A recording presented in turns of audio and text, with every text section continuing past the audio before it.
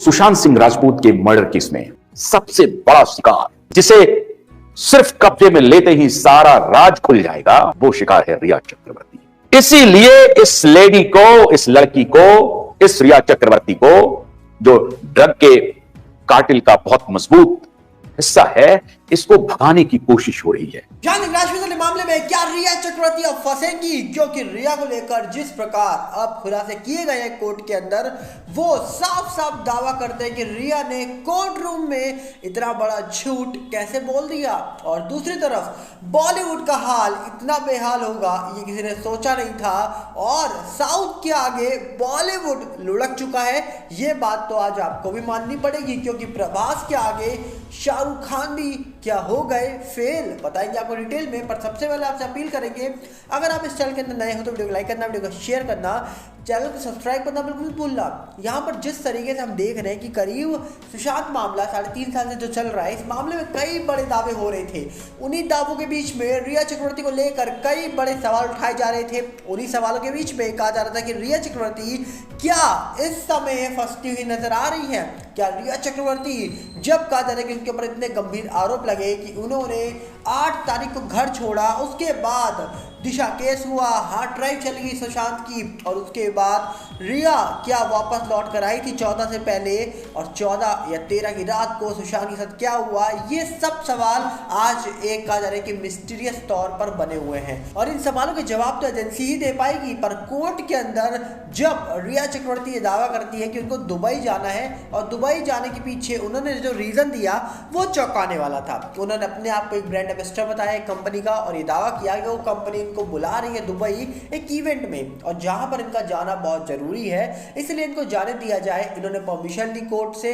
पर उसी के बीच जो लुकआउट सर्कुलर इनके खिलाफ जारी किया गया हुआ था, वो सर्कुलर को रद्द करवाने के चक्कर में इनकी पोल खुल गई। और सीबीआई के जो वकील थे उन्होंने बता दिया कि भैया ये झूठ बोल रही हैं, ये फौरन जा रही हैं, पर इनको कोई इवेंट में या फिर कोई कंपनी ने तो नहीं बुलाया होगा, क्योंकि कंपनी ने इनको बुलाया होता तब जब ये ब्रांड एम्बेसडर होती उस कंपनी की, जो इन्होंने खुद दावा करा। और जिस कंपनी का ये दावा कर रही है उस कंपनी के ब्रांड एम्बेसडर नहीं है, उस कंपनी के ब्रांड एम्बेसडर है कियारा अडवाणी। जब इतना बड़ा झूठ रिया ने कोर्ट में बोला, तो सोचिए रिया को लेकर क्यों सवाल नहीं उठेंगे। आपको याद है जब सुशांत मामला हुआ था, लगभग 1 महीने के लिए रिया चक्रवर्ती कहाँ थी किसी को नहीं पता। 1 महीने के बाद रिया वापस आती है एक वीडियो लेकर, जिसमें वो हाथ जोड़ती हुई सीबीआई की मांग करती है इस मामले में। और उसके बाद जिस प्रकार एनसीबी की एंट्री होती है, जिस तरीके से रिया को लेकर बड़े खुलासे होते हैं, उनकी चैट्स निकल के आती हैं, 4 बूंद कॉफी में मिलाकर कुछ इस प्रकार की चैट्स में बातें लिखी होती हैं।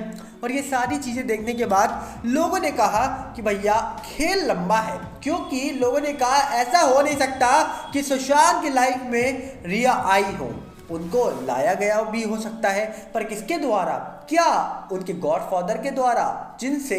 9 या 10 तारीख को उनकी चैट वायरल हो रही थी। अब आप सर्च करके देखिए किनके साथ उनकी चैट वायरल हो रही थी। अब सवाल ये उठता है कि वो क्यों रिया को भेजेंगे सुशांत की लाइफ में। ऐसे कई सारे सवाल पिछले 3 साल से हम सोशल मीडिया के माध्यम से, न्यूज़ मीडिया के माध्यम से सुनते हुए आ रहे हैं। तो यहाँ पर सबसे बड़ा सवाल तो यही है कि रिया के सुशांत की लाइफ में आ गई थी या लाई गई थी, और लाया था तो कौन लाया था, और अगर कोई लेकर आया था या किसी ने भेजा था तो क्यों भेजा था। इस प्रकार के बहुत बड़े सवाल आज भी उनके ऊपर बने हुए हैं, जो लोग पूछते हैं उनसे, और लगातार इस बात को लेकर भी लोग चर्चा करते रहते हैं कि आखिरकार क्या रोल है इस केस के अंदर रिया का। क्योंकि रिया के ऊपर गंभीर आरोप लगाए थे परिवार ने भी, उसके बाद कई न्यूज़ मीडिया ने इनके ऊपर आरोप लगाए, यहाँ तक कि एनसीबी ने तो जिस प्रकार सबूत निकाल के रखे थे, तो बहुत सारे आरोप रिया के ऊपर वैसे भी लग गए थे। और उसके बाद देखा गया कि रिया को काम नहीं मिला, पर हाल ही में उनको देखा गया था जहाँ पर कहा जा रहा है कि रोडिस के अंदर वो गैंग लीडर बन के गई। और दूसरी तरफ कहा जा रहा है कि हाल ही में खबर निकल के आई कि चेतन भगत के साथ वो शायद कोई इंटरव्यू या पॉडकास्ट में दिखाई देने वाली है। अब आने वाले वक्त में क्या उनको कोई फिल्म मिलेगी नहीं मिलेगी, फिलहाल तो ये कोई नहीं जानता। पर जिस ब्रांड एम्बेसडर की वो बात कर रही थी, जिस कंपनी के साथ तो जुड़ी थी, उस कंपनी ने भी अपना हाथ पीछे खींचे और ब्रांड एम्बेसडर कियारा अडवाणी को बना दिया गया है। तो क्या रिया का आने वाला फ्यूचर बहुत ब्राइट है, या फिर ये अलग ही दिशा में चला जाएगा? क्योंकि कोर्ट के सामने अगर आप इतनी बड़ी बात बोलते हो और कोर्ट के सामने सीबीआई के जो वकील हैं और वो आपका झूठ पकड़ ले, और बाद में कोर्ट के सामने प्रूफ के साथ ये पेश कर दे कि भैया ये तो झूठ बोल रही थी, झूठ बोलकर फौरन जाना चाहती थी, तो सोचिए आपकी रखी हुई बात का क्या महत्व रह जाता है कोर्ट पे। और वो भी इतने बड़े जो लॉयर हैं, इतने बड़े जो वकील हैं, अभिनव चंद्रचूड़, जो हमारे देश के कहा जा रहा है कि बहुत बड़े शख्स के बेटे हैं, उनके द्वारा ये बात रखवाई गई है। और जब उनको पता लगा होगा कि भैया रिया जिस ब्रांड की दावे कर रही है, ब्रांड एम्बेसडर है, वो कंपनी अगर अपना हाथ पीछे खींच रही है, वो कंपनी की ब्रांड एम्बेसडर ये है ही नहीं, तो सवाल और ज़्यादा उठ जाते हैं कि वकील साहब आपने जब ये मामला लिया तो आपने एक बार कंफर्म किया था कंपनी से, जो कंपनी के बारे में दावा कर रही है रिया चक्रवर्ती। तो इस प्रकार कई सारे सवाल अब उन पर भी उठने वाले हैं जो कहा जा रहा है कि रिया के साथ खड़े हुए दिखाई दे रहे हैं। तो आपको क्या लगता है कि आखिरकार रिया चक्रवर्ती जो इस पूरे मामले को लेकर कई बड़े दावे कर रही है, शुरुआत से उन्होंने कई सारी बातें सामने रखी, पर जिस प्रकार कहा जा रहा है कि अब बड़े खुलासे होते हुए नजर आ रहे हैं, तो उम्मीद है कि आने वाले वक्त में कुछ बड़े चीजें सामने निकल के आ सकती हैं। क्योंकि दिशा केस जब से एसआईटी के पास गया है तब से ही देखने को ये बातें मिल रही है कि भैया मामले में बहुत बड़ी गड़बड़ दिखाई दे रही है। मामले में क्यों आखिरकार अब कई लोगों को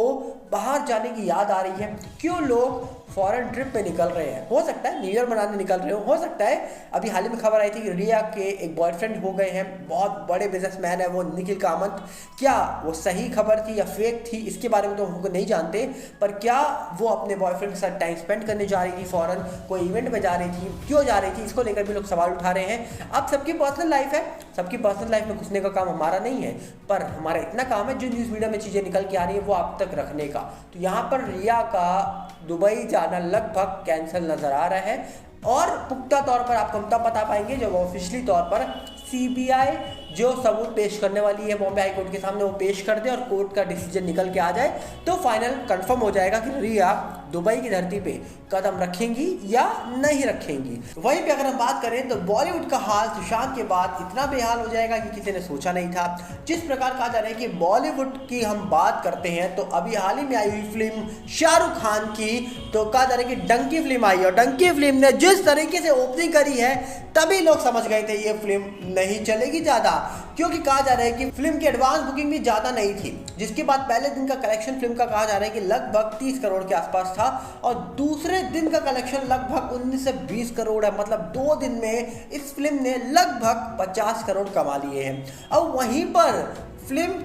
आने के बाद कई सारे लोग, जी हाँ, थिएटर ओनर मनोज देसाई जी ने गंभीर आरोप लगा दिए कि प्रभास की फिल्म 22 तारीख को आई है सलार, उस फिल्म को रोका जा रहा है, रुकवाया जा रहा है कि इसको स्क्रीन ना दी जाए, सिर्फ डंकी को स्क्रीन दी जाए, डंकी फिल्म लगे, और फिल्म को स्क्रीन मिले या ना मिले प्रभास की, फिल्म का हाल क्या होता है ये आपको अब अगली लाइन में पता लग जाएगा, क्योंकि सलार फिल्म जो है वो प्रभास की है। पहले दिन में फिल्म ने कमाए 175 करोड़ से 180 करोड़ के बीच में, मतलब जहां पर डंकी पहले दिन 30 करोड़ पे आके अटकी है, वहीं पे कहा जा रहा है कि सलार ने कमा लिया है 175 करोड़ से 180 करोड़ के बीच में पहले दिन में। तो आप देखिए कोई मतलब ही नहीं कंपेयर करने का, कहां पर सलार है कहां पर डंकी है, तो वहीं पे कहा जा रहा है कि सलार ने ले ली है डंकी की। तो अब डंकी का हाल आगे जाकर कितना बेहाल होने वाला है ये आप समझ गए होंगे, क्योंकि पहले दिन फिल्म ने कमाए 30 करोड़ के आसपास, दूसरे दिन